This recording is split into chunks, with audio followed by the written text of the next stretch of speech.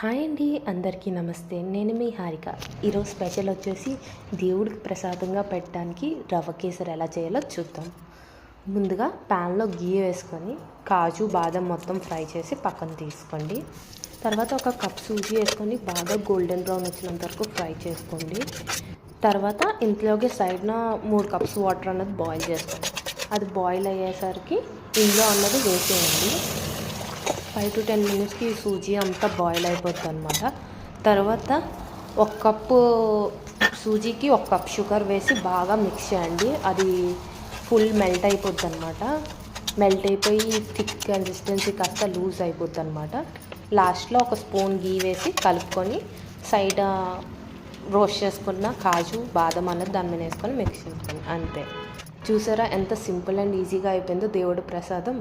మీరు కూడా తప్పకుండా ట్రై చేసి కామెంట్ సెక్షన్లో కామెంట్ చేయండి.